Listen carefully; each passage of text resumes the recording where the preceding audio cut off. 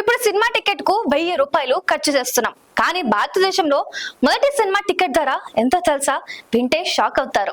ప్రస్తుతం స్టార్ హీరోల cinema release అంటే టికెట్లు 500 నుంచి 1000 రూపాయలు దాటడం కామన్. కానీ భారతదేశంలో మొదటి సినిమా టికెట్ ధర ఎంతంటే కేవలం 1 ఆనా మాత్రమే. అవును, మీరు విన నిజమే.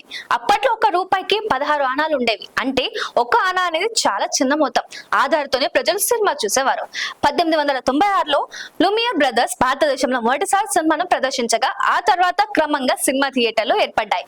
సామాన్య ప్రజలు కూడా సినిమా చూడాలనే ఉద్దేశంతో చాలా తక్కువ ధరకు టికెట్లు అందుబాటులోకి ఉంచారు. ఆ తర్వాత దాదాసాహెబ్ పాల్కే తీసిన రాజా హరిశ్చంద్రతో భారతీయ సినిమా కొత్త దశలోకి అడుగుపెట్టింది. అప్పటి నుంచి టికెట్ ధరలు నెమ్మదిగా పెరుగుతూ వచ్చాయి. ఒకప్పుడు 1 ఆనాతో సినిమా చూసిన ప్రేక్షకులు ఇప్పుడు అదే సినిమాను చూడాలంటే కొన్ని చోట్ల 500 రూపాయల నుంచి 1000 రూపాయలు, ప్రీమియం స్క్రీన్ లో అయితే ఇంకా ఎక్కువ ఖర్చు చేస్తున్నారు. అంటే 1 ఆనా నుంచి 1000 రూపాయల వరకు భారతీయ సినిమా టికెట్ ప్రయాణం ఎంత గొప్పగా మారిందో అర్థం చేసుకోవచ్చు. మరి మీకు ఏ రోజుల్లో బాగున్నాయి అనిపిస్తుంది? అప్పట్లో తక్కువ టికెట్ రేట్లా, లేక ఇప్పటి లగ్జరీ థియేటర్ ఎక్స్పీరియన్సా?